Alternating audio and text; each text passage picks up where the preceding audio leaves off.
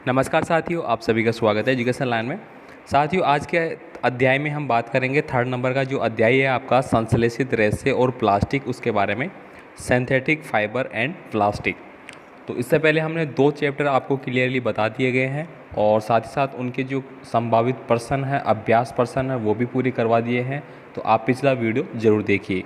तो चलिए अभी अपन स्टार्ट कर लेते हैं। मेन तो यहाँ पे आपको मोटे मोटे कौन कौन से टॉपिक है पढ़ने हैं वो यहाँ पे देखेंगे अपन। फर्स्ट आप देखेंगे संश्लेषित रेशे आपको पढ़ना है। संश्लेषित रेशों के प्रकार और गुणधर्म आपको देखना है। प्लास्टिक क्या होता है, प्लास्टिक का वर्गीकरण कैसे किया गया है, थर्मोप्लास्टिक क्या होता है, थर्मोसेटिंग क्या होता है, प्लास्टिक का अनुप्रयोग, प्लास्टिक और पर्यावरण का क्या रिलेशन है, क्या कैसे ये इसको इफ़ेक्ट करता है। तो चलिए इसके बारे में पूरा अध्याय में हम बात करते हैं। सबसे पहले आप देखेंगे आप हैं संश्लेषित रेशे। तो संश्लेषित रेशे क्या होते हैं ये आपको एक अच्छे से यहाँ पे रीड करना है। और इसके अलावा दोस्तों सेकंड मैं आपको पूरा सॉल्यूशन बताऊंगा, पूरा अभ्यास प्रश्नों की, उसको भी आपको बहुत अच्छे से देखना है। अब यहाँ पे देखिए क्या बताया गया है कि आप रोज़ाना विद्यालय में पोशाक यूनिफॉर्म पहनकर जाते हैं। बिल्कुल जाते हैं आप। क्या आपने सोचा है ये पोशाक कैसे बनती है, मतलब जो आपके कपड़े हैं वो कैसे बनते हैं। यानी कि जो संश्लेषित रेशे है, जैसे आपने पढ़ा है नायलॉन 66 है, टेरिकाट का कपड़ा है, सूती कपड़ा है, ये सब कैसे बनते हैं यही यहाँ पे हम अध्ययन करने वाले हैं आज के चैप्टर में। तो यहाँ पे देखिए क्या बताया गया है कि ये पोशाक कपड़े से बनते हैं, कपड़े रेशों से बनते हैं और ये रेशे कहाँ से प्राप्त होते हैं। कुछ रेशे प्रकृति से प्राप्त होते हैं जिसे प्राकृतिक रेशे कहते हैं, और कुछ रेशे मनुष्य द्वारा निर्मित रासायनिक अभिक्रियाओं द्वारा बनाए जाते हैं जिन्हें कृत्रिम या संश्लेषित रेशे कहते हैं। तो ये क्लियर हो गया कि संश्लेषित रेशे किसको बोलते हैं। जो मानव मनुष्य यानी कि हमारे द्वारा जो बनाया जाता है उसको हम क्या बोलेंगे, कृत्रिम रेशे या फिर संश्लेषित रेशे। यही हमारा पार्ट है, यही हमारा चैप्टर है।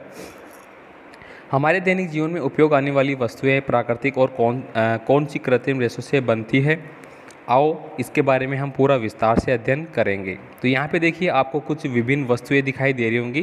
तो ये बहुत ही अच्छी पुस्तक है साथियों, जिसमें कि आपको विद डायग्राम बहुत अच्छे से एक्सप्लेन किया जा रहा है सारी चीज़ें, ठीक है। और आपसे रिक्वेस्ट भी होगी, आप चैनल पे नए हैं तो प्लीज़ चैनल को सब्सक्राइब करके रखें ताकि आपको पूरा कोर्स है वो यहाँ पे अवेलेबल करवाया जाएगा पूरी। सबसे पहले हम यहाँ पे अभी साइंस के चैप्टर वो स्टार्ट कर रहे हैं, उसके बाद बाकी सब्जेक्ट स्टार्ट करेंगे। बाकी आपके पेपर के रिगार्डिंग भी आपको सब कुछ यहाँ पे दिया जाएगा।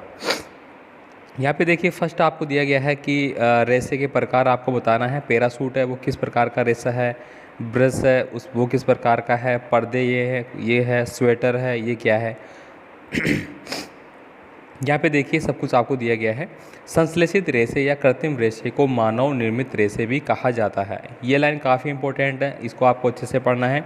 मैं यहाँ पे आपको इंपॉर्टेंट करके ज़रूर बताऊँगा जो आपके इंपॉर्टेंट है बहुत ज़्यादा, और जो परीक्षाओं में प्रश्न आते हैं, ठीक है। तो यहाँ पे क्या बताया गया कि इन्हें मनुष्य द्वारा बनाया जाता है, जैसे नायलॉन, रेयॉन, पॉलिस्टर। अभी अभी मैंने पहले बात की, नायलॉन आपने पढ़ा होगा, ठीक है। नायलॉन 66 बोलते हैं, एक प्रकार होता है इसका, नायलॉन होता है, रेयॉन होता है, पॉलिस्टर होता है। ये सब चीज़ें मनुष्य के द्वारा बनाई जाती है, इसलिए इनको हम संश्लेषित रेशा या फिर कृत्रिम रेशे कहते हैं। ये सभी संश्लेषित रेशे बहुलक होते हैं। ये बहुलक क्या होते हैं, अब यहाँ पे बात की है कि ये तो बहुलक होते हैं, लेकिन फिर बहुलक क्या होते हैं, नेक्स्ट प्रश्न खड़ा हो गया। आपने मोतियों की माला देखी होगी जिसमें छोटे मोती आपस में जुड़े रहते हैं।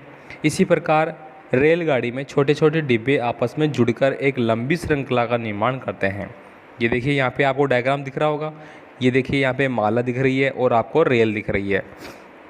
दोनों छोटी छोटी इकाइयों से मिलकर बने होते हैं। संश्लेषित रेशे भी छोटी छोटी इकाइयों से मिलकर एक लंबी श्रृंखला बनाते हैं, यही लंबी श्रृंखला बहुलक कहलाती है।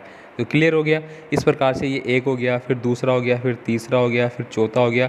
इस प्रकार से ये एक चेन सिस्टम बनाते हैं और ये एक छोटे छोटे जो होते हैं, छोटी छोटी श्रृंखलाओं में निर्माण होता है और एक बड़े रूप ले लेता है। इसी को हम बोलते हैं बहुलक। तो एकदम क्लियर आपके हो चुका होगा कि बहुलक क्या होता है, ठीक है। तो 2 प्रश्न यहाँ पे क्लियर हो चुके हैं, संश्लेषित रेशे क्या होते हैं, बहुलक क्या होते हैं। चलिए यहाँ पे आगे बढ़ते हैं। बहुलक को अंग्रेजी में पॉलीमर कहते हैं। ग्रीक शब्द की बात करें तो पोली और मर से मिलकर बना है ये। जहाँ पोली से तात्पर्य अनेक तथा मर से तात्पर्य इकाई से लिया गया है। मतलब अनेक इकाइयाँ मिलके एक जो निर्माण करती है उसी को हम बोलते हैं पॉलिस्टर बहुलक। ठीक है, ये यहाँ पे आपको अच्छे से डायग्राम दिख रहा होगा। अब यहाँ पे देखिए क्या बोला गया है, अर्थात बहुत सी छोटी छोटी इकाइयाँ दोहराने से बनने वाली जो संरचना है वह बहुलक या पॉलीमर कहलाते हैं। संश्लेषित रेशे भी बहुलक कहते हैं, जिसमें प्रत्येक छोटी इकाई रासायनिक पदार्थ की होती है। तो यहाँ पे क्लियर हो गया आपका। इसके बाद देखिए यहाँ पे है संश्लेषित रेशों के प्रकार और गुणधर्म। अब ये आपको पढ़ना है कि संश्लेषित रेशे के प्रकार क्या होते हैं, इनके गुणधर्म क्या होते हैं। सबसे पहले दिया गया यहाँ पे रेयॉन। रेयन को भी कृत्रिम रेशम कहते हैं। यह रेशा प्रकृति से प्राप्त उच्च बहुलक सेलुलोज से रासायनिक अभिक्रिया द्वारा बनाया जाता है। अब आप जब ऊंची वाली कक्षाओं में जाएंगे, जब आप 11th-12th में जाएंगे तो आप पढ़ेंगे कि जो रासायनिक अभिक्रियाएं हैं वो किस प्रकार से होती है। जब आप लैब में जाएंगे तब ये सब चीज़ें आपको धीरे धीरे समझ में आ जाएगी। अब यहाँ पे इस चीज़ को बताया गया है कि किस प्रकार से इसका निर्माण किया जाता है। यहाँ पे देखिए कार्बन सल्फर डाई से मिश्रित कर गाढ़ा द्रव बनाया जाता है, जिसे विस्कोस कहते हैं। ये विस्कोस से सूक्ष्म छिद्रों से तनु सल्फ्यूरिक अम्ल से प्रवाहित कर रेशे प्राप्त किए जाते हैं। तो यहाँ पे ये भी बताया गया है कि रेयॉन का निर्माण है वो किस प्रकार से किया जाता है। ठीक है, यहाँ पे देखिए रेयॉन क्या है, एक प्राकृतिक रेशम के समान ही होता है। तो ये यहाँ पे क्लियर हो गया। यहाँ प्राकृतिक रेशम से सस्ता होता है, इससे आसानी से बुना जा सकता है। रेयॉन और कपास को मिलाकर चादरें तथा कालीन या गलीचे बनाए जाते हैं। तो देखिए यहाँ पे ये क्लियर किया गया है कि रेयॉन से आप क्या क्या बना सकते हैं। मान लीजिए आपके परीक्षा में प्रश्न आ गया कि रेयॉन से आप क्या क्या बना सकते हैं, तो यहाँ पे देखिए लिखा गया है इससे क्या मिलाएंगे, रेयॉन और कपास को मिलाकर, इन दोनों को आपको मिलाना होगा। इससे हम चादर बना सकते हैं, मतलब जो चादर होते हैं नीचे बिछाने वाली, कालीन, गलीचा, ये सब चीज़ें इससे बनती है। यहाँ पे देखिए ये जो डायग्राम आपको दिख रहा है ये काफ़ी अच्छे से आपको दिख रहा होगा। यहाँ पे देखिए ये दिया गया है, रेयॉन के रेशे दिए गए हैं, फिर ये हमने वस्तुएं बना ली है। इसके बाद देखिए नायलॉन। नायलॉन अभी हमने बात की है, ये भी एक क्या है आपका कृत्रिम है, मानव के द्वारा निर्माण किया गया है। नायलॉन को एपिक अम्ल और हेक्सामेथिलीन और डायमीन से मिलाकर बनाया जाता है। यह पूर्ण रूप से संश्लेषित रेशा होता है। तो नायलॉन के बारे में 100% आपका प्रश्न एग्ज़ाम में ज़रूर आएगा, आप इसको अच्छे से नोट करें। यहाँ पे देखिए दो तीन चीज़ें आपको दी गई है जो नायलॉन से बनी होती है। क्या क्या बनी होती है यहाँ पे देखिए, नायलॉन के विशिष्ट गुण यहाँ पे बताए गए हैं। नायलॉन रेशा प्रबल, प्रत्यास्थ और हल्का होता है, मतलब ये मजबूत होता है लेकिन हल्का होता है। यह चमकीला और आसानी से साफ हो सकता है, इसलिए कपड़ों के निर्माण में अधिक उपयोगी होता है। नायलॉन की मजबूती के लिए यहाँ पे क्या बोला गया है कि इसे पैराशूट और चट्टानों में चढ़ने हेतु रस्सी भी बनाई जाती है। मतलब नायलॉन इतना मजबूत होता है कि जो चट्टानों पर चढ़ने वाले लोग होते हैं, पैराशूट की जो रस्सी का निर्माण होता है वो इसी से किया जाता है, ये आसानी से टूटती नहीं है। हमारे दैनिक जीवन में उपयोग में आने वाली बहुत सी वस्तुएं जैसे जुराब, दांत साफ करने के ब्रश, तंबू, स्पेलिंग बैग, पर्दे आदि नायलॉन से बनाए जाते हैं।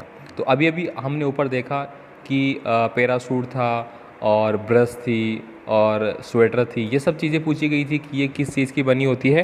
तो ये सब किसकी बनी हुई है, ये नायलॉन की बनी हुई है। तो ये यहाँ पे हमारा क्लियरफाई हो गया। इसके बाद देखिए आर्नोल, ये एसीटोनाइट्राइल के बहुलीकरण से प्राप्त होता है। इसका रेशा ऊन से रेशों के समान होता है। इसके बाद देखिए डेक्रोन, यह रेशा एथिलीन ग्लाइकोल और टेरिप्थिलीन अम्ल के बहुलीकरण की अभिक्रिया से प्राप्त होता है। मतलब यहाँ पे कौन कौन सी अभिक्रियाओं से ये प्राप्त हो रहे हैं ये भी यहाँ पे आपको अच्छे से बताया गया है। यहाँ पे देखिए ये सब चीज़ें आपको दिखाई दे रही होगी। यहाँ पे ये देखिए ये दो चीज़ें बनी हुई है, डेरकोन और पॉलिस्टर के विशिष्ट गुण, ये तो इम्पोर्टेंट नहीं है। इसके बाद देखेंगे अपन, ये यहाँ पे गतिविधियाँ बताई गई है कि किस तरह से आप इसका निर्माण करते हैं। ठीक है, तो अकॉर्डिंग टू आपके एग्ज़ाम व्यू की अगर बात करें तो ये चीज़ें इतनी इंपॉर्टेंट नहीं है। ठीक है, बाकी आप इनको पढ़ सकते हैं। ठीक है, समझने की दृष्टि से आप इनको पढ़ सकते हैं। यहाँ पे देखिए गतिविधि थर्ड क्या दी गई है, आप विभिन्न प्रकार के रेशे बने धागों को खींचिए। आप क्या देखेंगे, आप देखेंगे कि नायलॉन, पॉलिस्टर, रेयॉन के बने धागे सूती धागों की तुलना में खींचना कठिन होता है और ये अधिक मजबूत होते हैं। अतः हम कह सकते हैं कि संश्लेषित धागे मजबूत होते हैं, लंबे समय तक काम आते हैं। गतिविधि 4 यहाँ पे बताई गई है कि नायलॉन, पॉलिस्टर, टेरिलीन, एवं सूती रेशों से बने कपड़ों को पानी में भिगोकर उन्हें रस्सी पर सुखाए, आप क्या देखेंगे? आप देखेंगे कि नायलॉन, पॉलिस्टर, टेरिलॉन के कपड़े सूती कपड़ों की तुलना में जल्दी सूख जाते हैं। मतलब आपने देखा होगा बहुत कुछ कपड़े ऐसे होते हैं कि आपने डाला और थोड़ी देर बाद के अंदर वो सूख जाते हैं। तो वो यही कारण होता है कि वो कपड़ा किस मटेरियल का बना हुआ है, किस रेशे का बना हुआ है, वो उस पर डिपेंड करता है। अर्थात संश्लेषित धागा जल को कम सोखते हैं और जिससे वो जल्दी सूख जाते हैं, ये इसका कारण होता है। यहाँ पे देखिए सूखते वस्त्र आपको दिखाई दे रहे होंगे। इसके बाद देखिए यहाँ पे संश्लेषित धागा अधिक चमकदार और मुलायम होता है। इन धागों से बनने वाले कपड़ों में कीड़ा नहीं लगता है। संश्लेषित रेशे का उपयोग सरल और कम खर्चीला होता है। इसकी देखभाल करना कम करनी पड़ती है। ये चीज़ें यहाँ पे हो गई। इसके बाद देखिए गतिविधि 5 दी गई है आपको। विभिन्न रेशों से बने कपड़े, जैसे कि यहाँ पे टुकड़ों को एक एक कर जलाए, आप क्या देखेंगे? आप देखेंगे कि नायलॉन, पॉलिस्टर और रेयन के टुकड़े तेज़ी से आग पकड़ लेते हैं। मतलब आप कपड़ों के जब आग लगा के देखेंगे तो वो भी यहाँ पे आपको अलग अलग डिफाइन करेगा कि कौन सा कपड़ा का जो रेशा है वो तेज़ी से आग पकड़ रहा है और कौन सा है वो धीरे धीरे जल रहा है। तो यहाँ पे तेज़ी से कौन पकड़ रहा है? नायलॉन, पॉलिस्टर और रेयन। ये सबसे तेज़ गति से यहाँ पे क्या कर रहे हैं? आग को पकड़ रहे हैं। अतः हम कह सकते हैं कि संश्लेषित रेशे जल्दी आग पकड़ते हैं। यदि इन वस्त्रों में आग लग जाती है तो पिघल कर शरीर से चिपक जाते हैं। तो यहाँ देखिए, अगर मान लीजिए आपने पॉलिस्टर, रेयन, नायलॉन के कपड़े पहन रखे हैं और आपकी बॉडी पे अगर आग लगती है तो ये आपके शरीर से चिपक जाएंगे और चिपकेंगे, इसका मतलब आपको आग ज़्यादा अटैच रखेगी। तो ये भी काफ़ी इम्पोर्टेंट हो गया। इसके बाद देखेंगे अपन यहाँ पे संश्लेषित रेशों से बने कपड़े प्राकृतिक रेशों की तरह पसीना नहीं सोखते हैं। मतलब अपन बोलते हैं ना कि गर्मियों में हमें सूती कपड़े पहनने चाहिए। सूती कपड़े क्या होते हैं कि हमारा जो बॉडी से जो पसीना निकल रहा है उसको सोख लेते हैं। लेकिन जो संश्लेषित रेशे वाले कपड़े हैं वो क्या करेंगे? वो पसीने को सोखते नहीं हैं। तो आप इससे अंदाज़ा लगा सकते हैं कि आपने कौन सी ड्रेस पहन रखी है। अभी गर्मियों का टाइम चल रहा है तो आप समझ सकते हैं कि अगर आपकी बॉडी, इसे आप बनियान वगैरह पहनते हैं तो वो क्या होते हैं? सूती वस्त्र होते हैं, इसीलिए वो आपके पसीनों को सोख लेते हैं और आपको फील नहीं होता। बाकी ऐसे कपड़े में अगर आपको क्या हो रहा है, पसीना आ रहा है और वो निकल नहीं रहा है, तो आप समझ सकते हैं कि वहाँ पे क्या हो रहा है कि वो पसीना नहीं सोख रहा और वो क्या है? संश्लेषित रेशे वाले कपड़े हैं। इसके बाद देखिए यहाँ पे सेकंड है आपका प्लास्टिक।